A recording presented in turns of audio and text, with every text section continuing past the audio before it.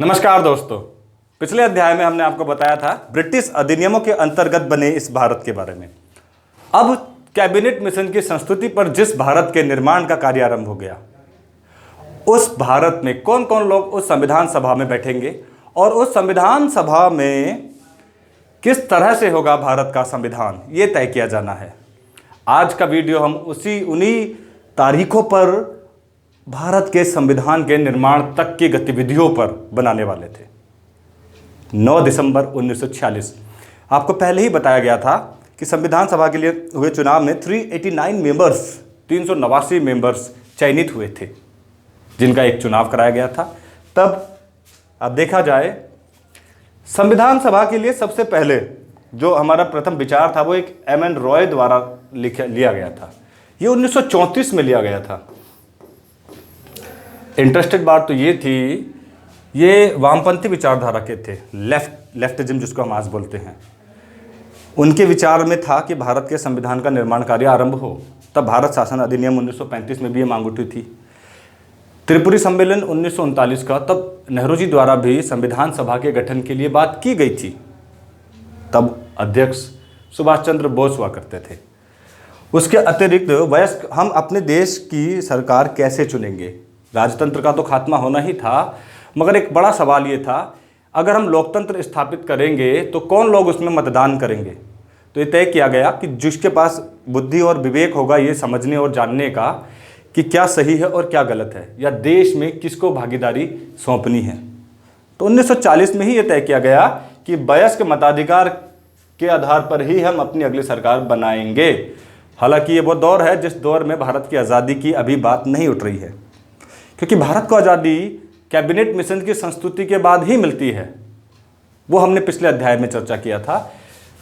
अब देखा जाए तो हमने कहा था कि उस समय पर 389 मेंबर्स थे भारत में उस दौर में, क्योंकि कैबिनेट मिशन ने जब कहा था कि भारत को 30 जून 1948 तक आज़ादी मिल जाएगी, आप अपने संविधान सभा का कार्य लिखने का कार्य आरंभ करिएगा।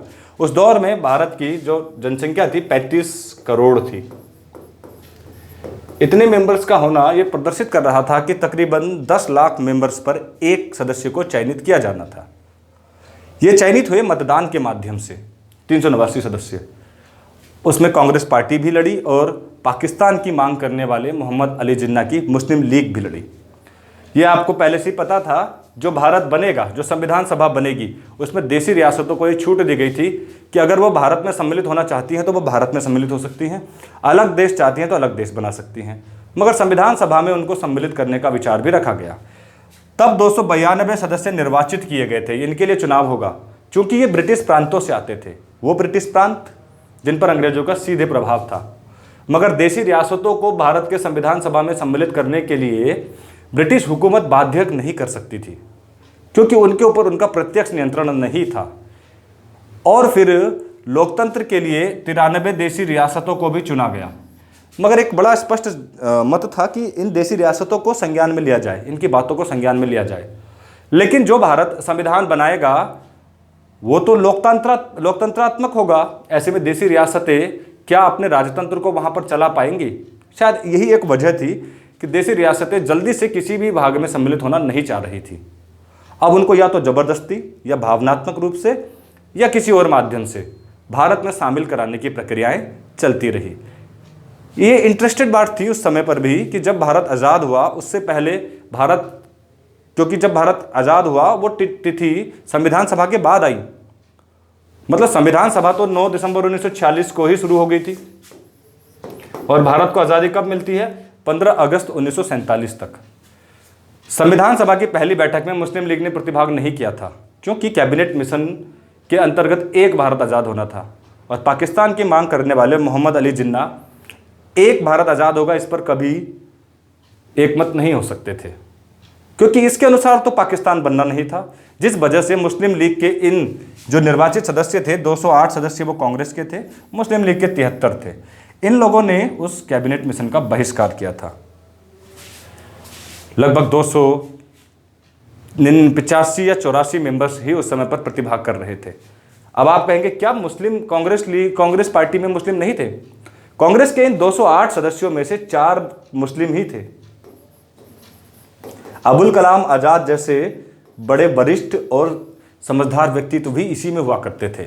लेकिन समस्या ये थी कि मुस्लिम लीग के बहिष्कार के बाद अंग्रेज़ों ने भी ये बात रखी कि इस तरह से अगर हम भारत को संविधान सभा लिखने के लिए मुस्लिम लीग के भी मत की आवश्यकता है। परिस्थितियां बदलती गई सांप्रदायिक दंगों के कारण जून 1947 को भारत को दो भागों में आज़ाद करना पड़ा। एक पाकिस्तान बना, एक भारत बना। अब अभी तक जो संविधान सभा लिखी जा रही थी वो इस उम्मीद में लिखी जा रही थी कि मुस्लिम लीग इसमें प्रतिभाग करेगी तो राज्यों को ज़्यादा अधिकार दिए जा रहे थे। मगर जब ये तय हो गया कि अब भारत को ही आज़ाद होना है, यानी कि अलग भारत को, तो केंद्र की ताकतें बढ़ गई। ये एक सिस्टमैटिक वे में बदलाव हुआ। जो संविधान सभा 389 की थी वो अब 299 की हो गई। उसमें 299 मेंबर्स थे, 90 मेंबर्स चले गए पाकिस्तान की मांग के साथ भारत से बाहर। इन मेंबर्स में से कितने लोग, ये 299 वो सदस्य हैं जो आज़ादी के बाद के भारत में सम्मिलित हुए थे, जिसमें निर्वाचित कितने थे? 229। ध्यान से देखिएगा, 70 तब देशी रियासतें थी। इसका मतलब था 93 में से 23 देशी रियासतें कहाँ शामिल हो गई थी? पाकिस्तान में। 23 भी नहीं कहेंगे आप, 19, क्योंकि 4-5 देशी रियासतें ऐसे भी थी जिन्होंने कहीं पर भी जाना मंजूर नहीं किया। तो ये तब की परिस्थितियाँ थी। संविधान सभा के बारे में हमने लगातार आपको जानकारियाँ दी हैं कि इसकी पहली बैठक बार बार चर्चा में आई है, 9 दिसंबर 1946 को हुई थी। फ्रांस के संविधान के अनुसार सबसे बुजुर्ग व्यक्ति को ही अध्यक्ष बनाया जाता था। वही परंपरा भारत ने फॉलो की और भारत में सबसे बुजुर्ग उस समय पर थे सच्चिदानंद सिन्हा। वरिष्ठ व्यक्ति होने के नाते उन्हें अस्थायी अध्यक्ष बनाया गया। ये अस्थायी अध्यक्ष थे। क्वेश्चन पेपर में कई बार पूछा जाता है कि भारत के संविधान सभा के अध्यक्ष कौन थे? डॉक्टर सच्चिदानंद सिन्हा। लेकिन ठीक 2 दिन बाद संविधान सभा को चलाने के लिए स्थायी अध्यक्ष की जरूरत पड़ी और स्थायी अध्यक्ष बनाया गया डॉक्टर राजेंद्र प्रसाद को। ध्यान से देखिएगा, डॉक्टर राजेंद्र प्रसाद को कब स्थायी अध्यक्ष बनाया गया था? 2 दिन के बाद, पहली बैठक के बाद, 11 दिसंबर 1946 को। ये डॉक्टर राजेंद्र प्रसाद थे। एक चीज का जरूर यहां पर हमें ध्यान देना होगा कि इसके 2 दिन बाद एक बहुत बड़ा काम हुआ। 11 दिसंबर के बाद 13 दिसंबर 1946 को आप संविधान लिखने के लिए बैठ गए हैं। संविधान हमारा कैसा होगा? लोकतंत्रात्मक होगा। जनता के क्या कार्य होंगे? सारी एक समितियां बननी हैं, सबको काम देने हैं। प्रांतीय समिति अलग, जो राज्यों के लिए कानून लिख करके लाएगी। केंद्रीय समिति अलग, केंद्र में कैसा शासन होगा उसके संबंध में नियम बनाएगी। मौलिक अधिकारों के लिए एक अलग से समिति तैयार की गई। इस तरह से इतने मेंबर्स हैं हमारे पास, 299 मेंबर्स हैं, सबको काम सौंपे गए। मगर आप काम देखने जा रहे हैं, उससे पहले ये तो बता दीजिए कि हमारा मूल आधार क्या होगा, हम किस बेस पर कानून देखें। तो उनको ये बताया गया कि हम एक पहले खाका तैयार कर रहे हैं, एक ब्लूप्रिंट, जिसको हम कहेंगे कि हमारे उद्देश्य क्या हैं, हमारे लक्ष्य क्या है, हम भारत को कैसा देखना चाहते हैं। उस खाके को देखने के बाद ही आप जो ये समितियां बनी हैं वो अपने नियम लिखें। तब भारत में तकरीबन 60 देशों का दौरा किया गया। हर समिति के लोग अलग अलग देशों के कानून को पढ़ते थे और भारत के इस धार्मिक, सामाजिक और आर्थिक क्षेत्र से मैच करते थे, क्या भारत के लिए बेहतर होगा। उससे पहले यह बता दिया गया कि भारत को संविधान में किन लक्ष्यों को प्राप्त करना है। आप लोगों को काम सौंपा जा रहा है, मगर आपको बेसिकली किन चीज़ों पर ध्यान देना है। तो तैयार की गई प्रस्तावना, जिसे हम उद्देशिका बोलते हैं, और इसको देखने के बाद ही सारी समितियां निर्णय ले या कानून बनाए और अंतिम प्रारूप समिति भी बनाई जाएगी। प्रारूप समिति का मतलब यह था कि आप लाइए, संघ विषय एक व्यक्ति को बांट दिए गए, प्रांतीय विषय एक व्यक्ति को बांट दिए गए, सारे विषय लाइएगा, अरे एक व्यक्ति बैठकर उनको मैनेज करेगा। ये थी प्रारूप समिति। फिलहाल तो देखिएगा, तब प्रधानमंत्री बनाए गए थे जवाहरलाल नेहरू। आपने अचानक से भारत को आज़ाद कर दिया। पहले आप आज़ादी की बात कर रहे थे 30 जून 1948 की। आपने अंग्रेजों ने समय दिया कि भारत की आज़ादी के बाद हम भारत छोड़ेंगे, मगर संविधान लिखते लिखते ही आपने बीच में ही भारत को सत्ता का ट्रांसफर कर दिया। मैंने पिछली वीडियो में बताया था वो किस आधार पर किया। ऐसे में भारत को अंतरिम सरकार भी बनानी पड़ गई। संविधान सभा जो अभी तक संविधान लिख रही थी, अचानक से 2 काम उनके पास आ गए। एक काम तो आपको संविधान लिखना भी है, अब आपको देश भी चलाना है। 2 संसद चलेंगी ना फिर ऐसे हालात में। तो अभी भारत के संविधान का लिखने का कार्य पूर्ण नहीं हुआ कि भारत को सत्ता ही सौंप दी गई, अब देश भी चलाना है। इन परिस्थितियों में संविधान सभा 2 भागों में विभाजित हो जाती है। एक संविधान सभा तो चलाई जाती है डॉक्टर राजेंद्र प्रसाद की अध्यक्षता में, जो संविधान लिखने का कार्य कर रही है। अब दूसरा, प्रशासनिक मामलों के लिए सन 1947 के बाद की बात है, ये जब देश आज़ाद हो गया था, एक प्रकार से मिनी कैबिनेट भी बन गई। वो भारत की पहली संसद थी, या हम कहेंगे भारत की पहली सरकार। अभी निर्वाचित नहीं हुई है, मतदान नहीं किया लोगों ने। कई लोग इसमें सवाल उठाते हैं कि पहले प्रधानमंत्री किस तरह से बने, पटेल बनने थे या नेहरू। हम उस विषय पर नहीं जा रहे। जवाहरलाल नेहरू भारत के पहले प्रधानमंत्री बने थे तब 1947 के बाद। वो निर्वाचित नहीं थे, ये भी सत्य है, क्योंकि चुनाव अभी होगा ही क्यों। अभी तो हम संविधान सभा लिख रहे हैं ना, उसमें लिखेंगे कि चुनाव होगा तो कैसे होगा, केंद्रीय जो संघ समिति है उसका तो गठन हुआ है, मगर अभी नियम तो नहीं बने ना। नियम तो 26 जनवरी 1950 से लागू होंगे, उसके बाद ही चुनाव होंगे। पर आपने देश सौंप दिया तो सरकार तो चलानी पड़ेगी। तो दूसरी जो संसद थी या दूसरा जो भाग था संविधान का, वो चला रहा था देश। उसकी अध्यक्षता कर रहे थे जीबी मावलंकर। ये वही व्यक्ति है जिन्हें भारत के पहले लोकसभा अध्यक्ष भी कहा जाता है, जीबी मावलंकर। ध्यान से सुनिएगा। अब भारत की संविधान सभा ने, भारत देखिए राष्ट्रमंडल का सदस्य तभी बन गया था जब देश आज़ाद हुआ था 1947 में, मगर संविधान सभा में भारत इसका सदस्य बना मई 1949 में। राष्ट्रमंडल वो देश थे जो ब्रिटिश सत्ता के अधीन रहे थे, या ब्रिटिश उपनिवेश जिन पर ब्रिटेन ने शासन किया था। ये उन सारे देशों का एक संघ कहलाता था, जिसको हम अंग्रेजी में कॉमनवेल्थ बोलते हैं। ये संविधान सभा में मई 1948 को एक सदस्य बना। राष्ट्रीय ध्वज की हम बात करें तो भारत के संविधान सभा में सबसे पहले राष्ट्रीय ध्वज हंसा मेहता जी ने फहराया था। शब्द याद रखिएगा, हंसा मेहता जी। मैं लिख देता हूँ, संविधान सभा में ये राष्ट्रीय ध्वज फहराया गया था। 22 जुलाई 1947 को संविधान सभा ने तिरंगा को भारत का राष्ट्रीय ध्वज घोषित किया। संविधान सभा चल रही है, बहुत सारे विषय हैं, इसके बाद अगली वीडियोज़ में हम संविधान को ही पढ़ेंगे, मगर ये वीडियो है संविधान के बनने की कहानी के ऊपर। राष्ट्रीय ध्वज को देखिए 22 जुलाई 1947 को अपनाया गया, देश की आज़ादी से पहले ही अपना दिया गया। तब तक लेकिन ये तय हो गया था कि भारत आज़ाद हो रहा है, पाकिस्तान अलग आज़ाद हो रहा है। इसकी घोषणा 3 जून को हो गई थी। उसके बाद राष्ट्रीय गान को अपनाया गया 24 जनवरी 1950 को। 26 नवंबर 1949 को पूरा कॉन्स्टिट्यूशन लिखा गया था, तैयार हो गया था, लागू 26 जनवरी 1950 को किया गया। उससे 2 दिन पहले भारत के राष्ट्रपति की शपथ दिला दी गई डॉक्टर राजेंद्र प्रसाद को। अब क्योंकि संविधान सभा के अध्यक्ष वही थे तो उन्हीं को वो पद मिला। राष्ट्रीय गान 24 जनवरी 1950 को, और राष्ट्रीय गीत भी इसी डेट को। राष्ट्रीय गान हमारा है जन गण मन, जो गाया गया था रविंद्रनाथ टैगोर जी के द्वारा। राष्ट्रीय गीत है वंदे मातरम, जिसके रचयिता है बंकिम चंद्र चटर्जी, और तब बनाए गए भारत के पहले राष्ट्रपति डॉक्टर राजेंद्र प्रसाद। एक बड़ी इंटरेस्टिंग बात तो ये थी कि डॉक्टर भीमराव अंबेडकर साहब को प्रारूप समिति का अध्यक्ष बनाया गया था, जिनको हम भारत के संविधान का शिल्पकार भी कहते हैं। आप जितने भी विषय ला रहे हैं संविधान से संबंधित, जो भी आप समितियां बनी हैं, जो भी उनको कार्य सौंपे गए हैं, वो सारे विषय आप लाइए और उस पर उसको लिखित रूप में कि सबसे पहले कौन सा लेना है, उसके बाद कौन सा, जैसे आज आप पढ़ते हैं ना संविधान के 22 भाग हैं, पहले भाग में कौन से अनुच्छेद रखने हैं, दूसरे में कौन से हैं, तो वो लिखने का कार्य कर रहे थे आधुनिक मनु भारत के डॉक्टर भीमराव अंबेडकर। 29 अगस्त 1947 को ही ये प्रारूप समिति बनी थी। 29 अगस्त ऑफ 1947, आज़ादी के बाद। और इसके अध्यक्ष कौन थे? डॉक्टर भीमराव अंबेडकर। अब उनको संविधान सभा में लेने का विचार किसका था? गांधी जी का था। अब ये नहीं कह सकते कोई और उनको लेने के लिए क्या तथ्य रखता था। गांधी जी ने आग्रह किया था उनको लिया जाए। संविधान सभा बनाने के लिए कुल 11 बैठक हुई। जब भारत आज़ाद हुआ तो 5वीं बैठक थी वो। कुछ फैक्ट भी आपको मैं बताते जा रहा हूँ। 80,000 शब्द लिखे गए थे उस संविधान में, जो इन लोगों द्वारा लिखा गया था। 80,000 टोटल खर्चा आया था उस संविधान में 64 लाख का।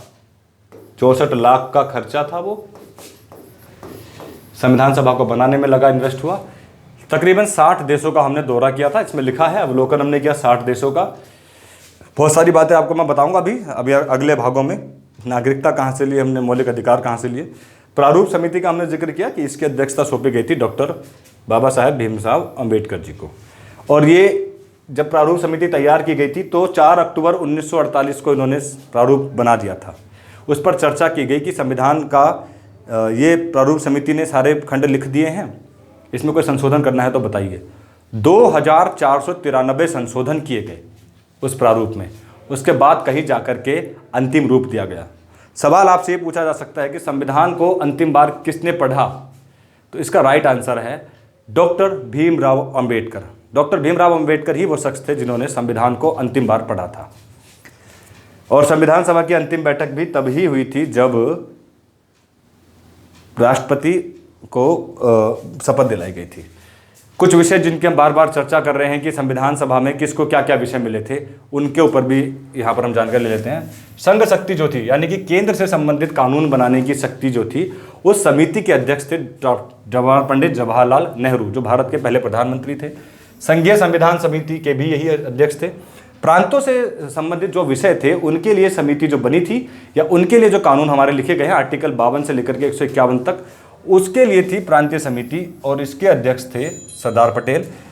मौलिक अधिकार, अन्य पिछड़ा वर्ग, अनुसूचित जनजाति या जाति के लिए सलाहकार समिति तैयार की गई थी, और इसकी अध्यक्षता कर रहे थे सरदार पटेल। इससे संबंधित मौलिक अधिकार जो भारत ने अपनाए हैं ब्रिटेन के कॉन्स्टिट्यूशन से, तो ये सारी चीज़ों के लिए जो समिति तैयार की गई थी उसकी अध्यक्षता की जा रही थी सरदार वल्लभ भाई पटेल के द्वारा। प्रक्रिया नियम समिति, अब देखिए संविधान सभा की अध्यक्षता तो डॉक्टर राजेंद्र प्रसाद कर रहे हैं, और संविधान सभा में जो भी नियम बनाए जाएंगे, जो भी कानून बनाए जाएंगे, तो अध्यक्ष की मर्जी से। संचालन तो आखिरकार उन्होंने ही करना है ना। संविधान सभा जो बैठ रही है उसकी जिम्मेदारी तो डॉक्टर राजेंद्र प्रसाद की है, उनको कहीं जाने की जरूरत नहीं है। उनको तो बस मीटिंग का आयोजन कराना है और एक प्रकार से उसको संपन्न कराना है। तो इसीलिए प्रक्रिया नियम समिति की बागडोर थी डॉक्टर राजेंद्र प्रसाद के हाथ में, और संचालन समिति भी वही देख रहे थे। संविधान सभा को चलाने का कार्य भी उन्हीं के हाथ में था, यानी संविधान सभा का आयोजन वही क्या करते थे। अंतिम प्रारूप की हमने बात की, तो अंतिम बार प्रारूप 4 नवंबर 1948 को तैयार हो गया था, और जब देश आज़ाद हुआ, या जब ये संविधान लिखा गया था 26 नवंबर 1949 को, तो सीधे लागू नहीं किया गया 2 महीने बाद, क्योंकि 26 जनवरी की एक अपनी वैल्यूज़ थी। 26 जनवरी 1930 को हमारे क्रांतिकारियों ने ही ये शपथ ली थी कि इस तिथि को हम पूरे भारत को आज़ाद देखना चाहते हैं, तो ये एक बड़ी बात थी। इसीलिए हमने 26 नवंबर 1949 को संविधान पूरा होने के बावजूद लागू नहीं किया। लेकिन तब तक हमारे कुछ अनुच्छेद, जब संविधान लिखकर तैयार हुआ तो इसमें कुल 395 अनुच्छेद थे, 8 अनुसूचियाँ थी तब जब संविधान तैयार हो गया था। आज 12 अनुसूचियाँ हैं, 448 अनुच्छेद हो गए हैं। और जब संविधान लिखकर तैयार हुआ था तो कुछ आर्टिकल्स उस समय ही लागू हो गए थे।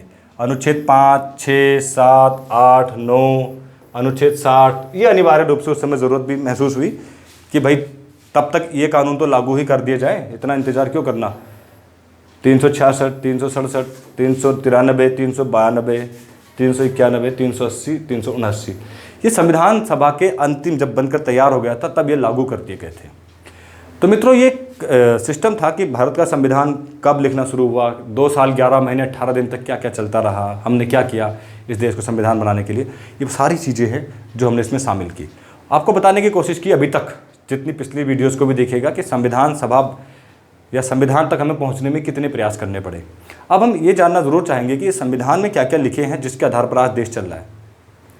भारत को चलाने के लिए संविधान ही वो किताब है जिससे हमें शक्ति प्राप्त होती है, उसी के आधार पर जनता ही इस संविधान का मुख्य स्रोत है। इसलिए हमें हर प्रत्येक नागरिक को ये जानना जरूरी है कि भारत के संविधान में किन किन बातों का उल्लेख है, क्या क्या अधिकार हमें मिले हैं। इसलिए अगले अध्याय में हम संविधान के भाग 1 से शुरू करने वाले हैं और आपको बताएंगे संविधान के भाग 1 में क्या क्या है और क्या भारत का राज्य क्षेत्र है। तब तक आपको ये वीडियो कैसा लगा हमें कमेंट बॉक्स में ज़रूर लिखिएगा और हमें बताइएगा। अगर कोई भी सवाल होगा हम आपके साथ लगातार बने रहेंगे। आपको ये वीडियो कैसा लगा ज़रूर बताइएगा, इस बार तो ज़रूर। धन्यवाद मित्रों।